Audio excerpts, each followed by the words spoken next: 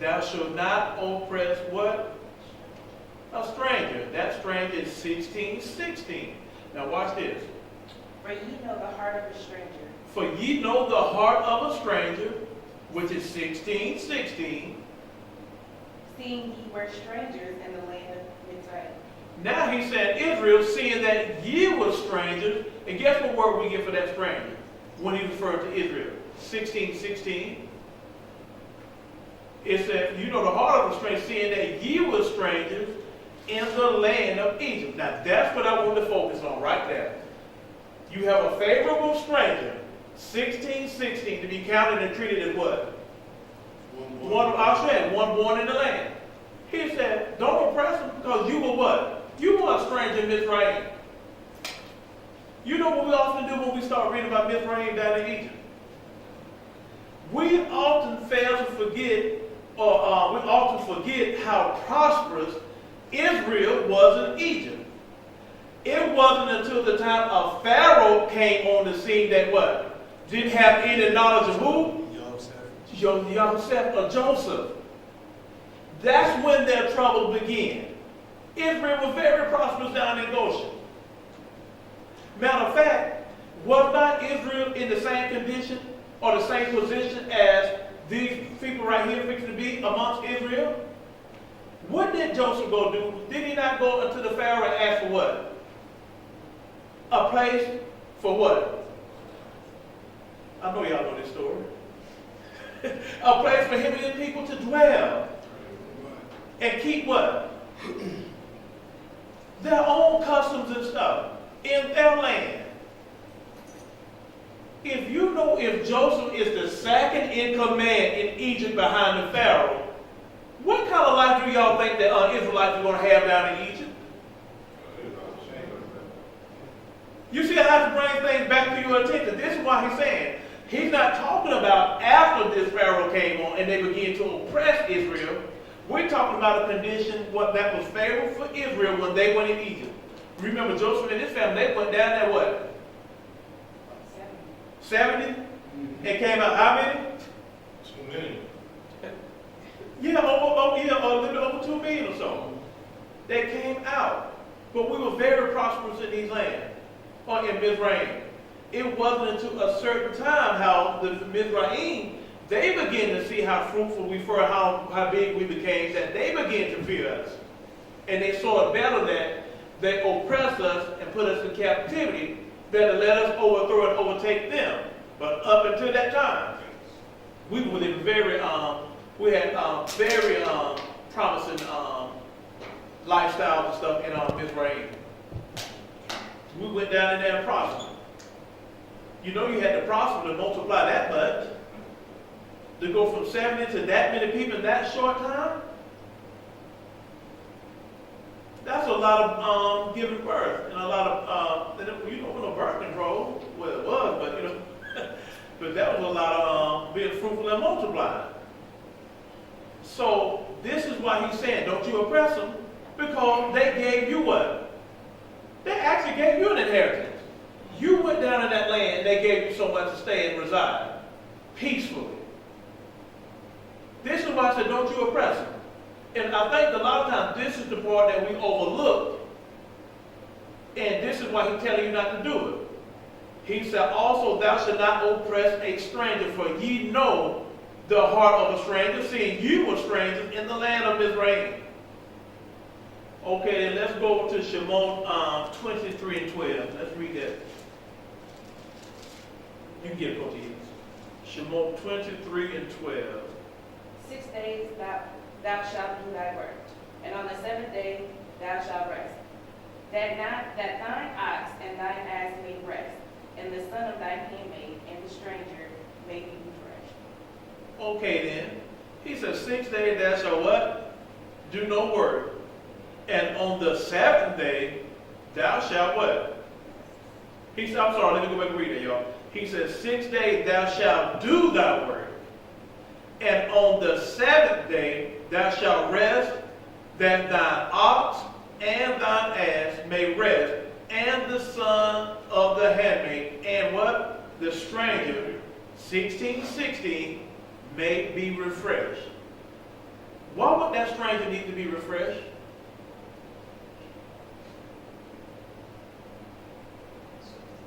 Because he's going to have duties. He's going to have to work. Think about this. Pay attention to these terms now. He said, 6 days thou shalt do thy work, and on the 7th day thou shalt rest. That thine ox, what's the purpose of an ox? Work. To work. Wouldn't the ox need rest? Then he said, and thine ass, what's the purpose of an ass? To work. He said, and the son of the handmaid. Well, y'all crazy. It's just a donkey, man. And he said, and what? The son of that handmaid, what would they need to rest? And the stranger that they what? May be refreshed. All of these things itemized here and listed here what? They are all servants and perform duties. So that automatically lets you know that even though this stranger 1616 is amongst you, living amongst you, he's yet a servant. But he's a servant that's going to dwell in your midst and dwell and live amongst you. So he has to have what? A place to abode. So guess where he's going to get it from? Me. Yeah, from you. So when he said that you're going to give the stranger an inheritance, no, you're not going to give him your inheritance, but he's going to inherit something from you that he may have a place to what? To abide, to take up his abode while he's in your midst.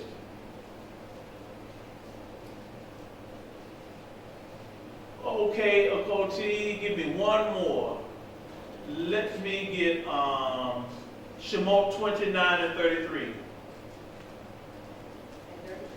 Yes. And they shall eat those things wherewith the atonement was made, to consecrate and to sanctify.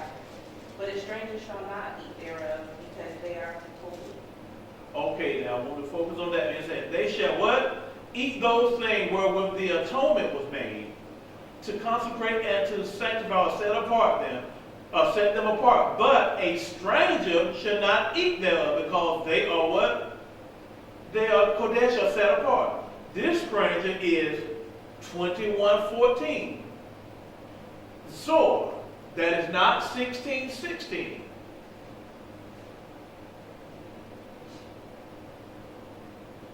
Y'all see the difference? Okay, Moreh, senior Moreh Kasada, get Wa'ikra, Leviticus 16 and 29.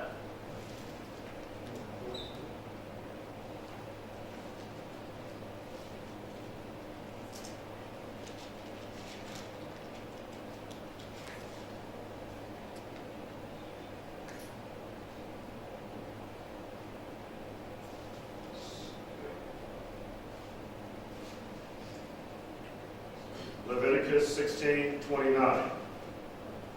And this shall be a statute forever unto you, that in the 7th month, on the 10th day of the month, you shall afflict your souls, and do no work at all, whether it be one of your own country, or a stranger that sojourneth among you. Whether it be you, Israel, you shouldn't do these things.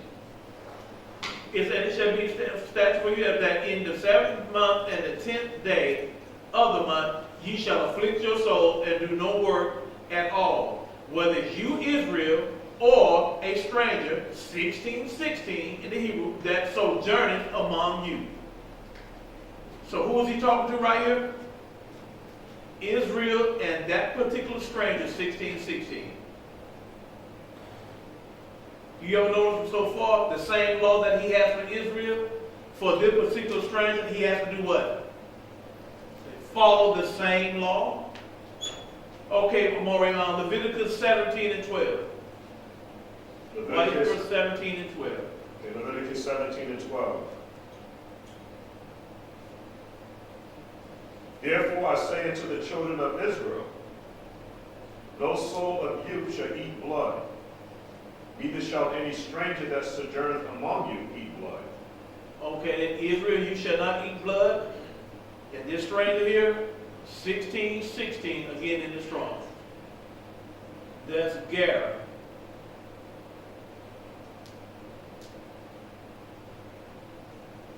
Leviticus 17 and 15, Amor. Leviticus 17:15. And every soul that eateth that which dieth of itself, or that which has torn with beasts, or was torn with beasts, whether it be one of your own country or a stranger, he shall wash his clothes and bathe himself in water, and be unclean until the evening. Then shall he be clean. That stranger there is 16:16 again. Same law that applies for Israel always applies for the stranger, 16:16. And this is very important right here. Let's go to Leviticus 19 and 10.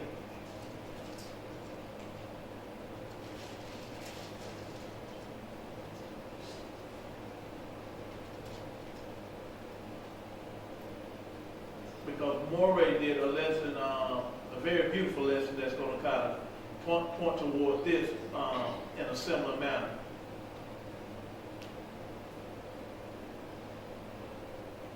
Leviticus 19 and 10. And when you read this, pay attention, because you're going to realize you're always above the stranger. I don't care who the stranger is. You're always above the stranger. Your position is never equal or the same as the stranger. Go ahead, Mark. Okay, Leviticus 19 and 10. And thou shalt not glean thy vineyard, neither shalt thou gather every grape of your vineyard. Neither shall thou gather what? Every grape. Every grape. Why does he want is your vineyard? Why is he telling you not to gather every grape? Go ahead, Mario. You shall leave them for the poor. You shall leave them who? The poor. And stranger. And stranger. Guess what stranger that is? 16:16.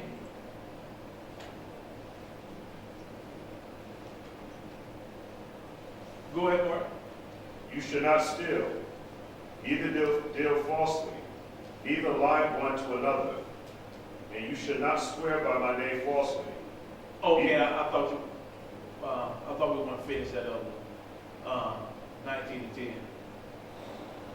Oh, excuse me. I am Yahuah, your Elohim. Yes, okay then. Now let's go over to 19 and 34. Now pay very close attention to this. You might even want to write this whole entire verse down. You said 33, 34, just 34? 34. You can read 33, it doesn't make a difference. Or 30, but we're going to focus on 34. Okay. And if a stranger sojourn with you in your land, you shall not vex him. But the stranger that dwelleth with you shall be as one born amongst you. And you shall love him as thyself. For you were strangers in the land of Egypt. I am Yahuah, your Elohim. And that stranger that's what? 16:16. Now watch what verse 34 says. Read 34 again? Yeah, 1934, yeah. Okay. But the stranger that dwelleth with you shall be as one born amongst you. And thou shalt love him as thyself. For you were strangers in the land of Egypt. I am Yahuah, your Elohim. You were strangers in the land of, what? Egypt, of Israel. And ye shall love him, what? As thyself. That's going back to 16:16. And that's what I'm trying to show you. That's one particular stranger that will dwell amongst Israel, and he's always in a favorable what? Position. But you never hear that with any of these other strangers that we've listed last week on that list. You never hear that. One more, right? Get Leviticus 22 and 10.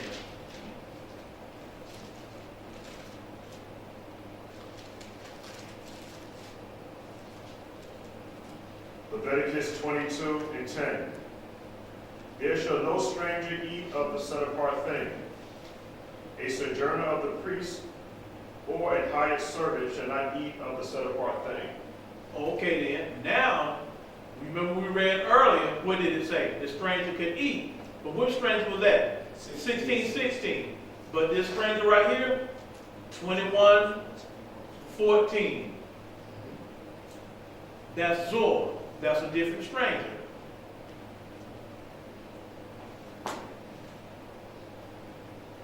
(22:13) or 22:13.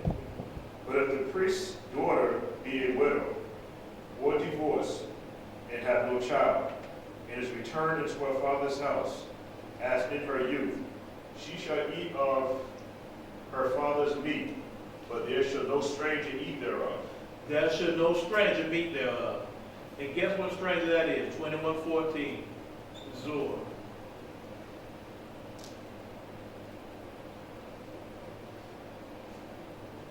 Okay then, Shlomo, if you can, get Leviticus 22:25. Leviticus 22:25. Neither from a stranger's hand shall ye offer bread of your Elohim of any of these, because their corruption is in them, and the blemishes be in them. They shall not be accepted for you. Guess what stranger that is? That's 44:80, 32:27, 11:21, but 16:16 is not listed amongst them. Get 20, 23 and 22 so Leviticus 23:22. yes. Leviticus 23:22. And when ye reap the harvest of your land, thou shalt not make clean riddance of Stop right there. Did y'all remember when Maury did the lesson on Ruth the Moabite? Tell me, is this not the same situation? Go ahead. And when ye reap the harvest of your land, thou shalt not make clean riddance of the torrents of thy field when thou reapest. Neither shalt thou gather any gleaning of thy harvest. Thou shalt leave them unto the poor and unto the stranger. I am Yahuah thy Elohim. Thou shalt lead what? Unto the poor and to the stranger. He said, when you reap the corners of your field, he said, you should not make clean riddance. You should not gather everything unto yourself. He said, but leave what? Leave some for who? The poor and the stranger. And that stranger is 16:16.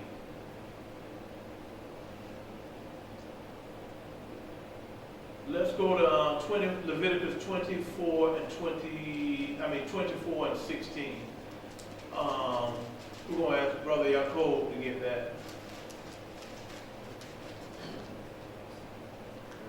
Leviticus 24 and 16. Leviticus 24:16. And he that Blasphemy. blaspheme the name of Yahuah, he shall surely be put to death. All the congregation shall certainly stone him, as well the sojourner,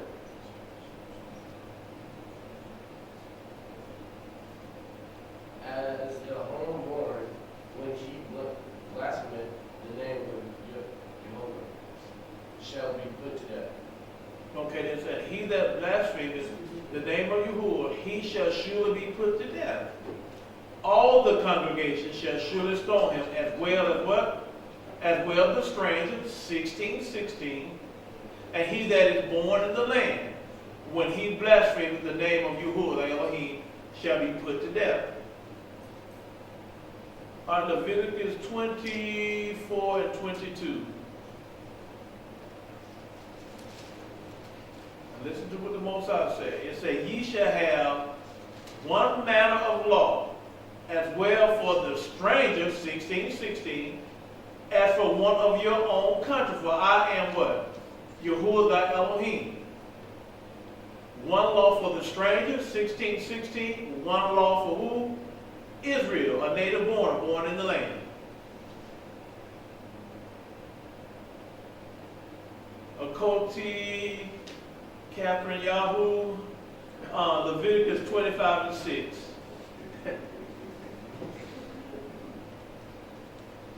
Leviticus 25 and 6. Leviticus 25 and 6. And the Shabbat and the Sabbath of the land shall be meat for you, for thee, and for thy servant, and for thy maid, and for thy hired servant, and for thy stranger that sojourneth with thee. Okay, now so that's everybody in your land. That's the Shabbat, Hebrew 84:53. So the Shabbat, anybody that's in your land on the Shabbat, that was to be observed by everybody.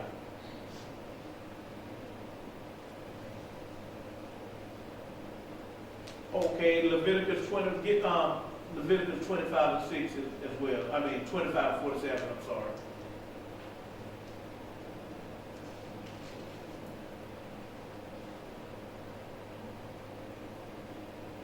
Leviticus 25 and 47. And if a sojourner or stranger wax rich by thee, and thy brother that dwelleth by him wax poor, and sell himself unto the stranger or sojourner by thee, or to the stock of the stranger's family. Read the next verse. After that he is sold, he may be redeemed again. One of his brethren may redeem him. Okay then. It said, and if a sojourner or stranger wax rich by thee, and thy brother that dwelleth by him wax poor, and sell himself unto the stranger. You know what stranger that is? 16:16. If he sell himself unto the stranger, the one that dwell amongst you in your land, or sojourner by thee, or to the stock of the stranger's family, which is 16:16 again. What did the next verse say? Go to it again. And after that he is sold, he may be redeemed again. One of his brethren may redeem him. After that he is sold, he can be redeemed again. By who? One of his brothers. But guess what was not allowed to happen? He couldn't be sold or sold to a stranger or one of them other strangers outside the land. That was forbidden. That was not going to happen. You couldn't allow that to happen. But because 16:16, he is to be treated as one in the land, or born in the land, because he's abiding by the same laws. So if he waxed rich and your brother waxed poor and set himself under them, you have to redeem him. You cannot allow him to stay in that position. So he can be redeemed. But he can only be sold to who? One particular stranger. That's 16:16, because he's yet in the land amongst the inheritance. He's yet in the land. But he can be redeemed from that particular servant. But did he just see, did you just read what he said about if the servant waxed what? If he waxed rich. Now, these are not my words. I'm not making this up. I'm letting everybody, y'all are reading along, right? These are not Moray's words. And that's why I keep emphasizing on this certain stranger. Because we forget that the laws apply to who? Israel and those that want to attach to Israel. For some reason, we fail to realize that what came with the law? Did not blessing and curses come along with the law? If you abide by them, you shall be what? You should be what? You ain't got to be scared to say it. You should be blessed. If you should not adhere to these things, you will be what? Cursed. So you mean the law, he said, I got one law for the stranger, 16:16, and that same law for Israel. Now all of a sudden, if Israel abide by these laws, they can be blessed. But the stranger, he said, he's not going to make a difference in. If he abide by it, he can't be blessed. Y'all crazy. Now, I'm not even trying to fit it in and make up something to appease people, because they have a preconceived notion of how they feel things should be. We're going to let the scriptures speak for themselves. Have I made up anything? Have I given y'all my opinion or my word? Or did you read it for yourself? Because we got to make sure we have the correct understanding that, you know, we're in the right mindset and the right frame of mind. Let's go to Numbers. Yeah, let's go to Numbers 1 and 51. Numbers 1 and 51. Bar me, bar 1, 5, 1.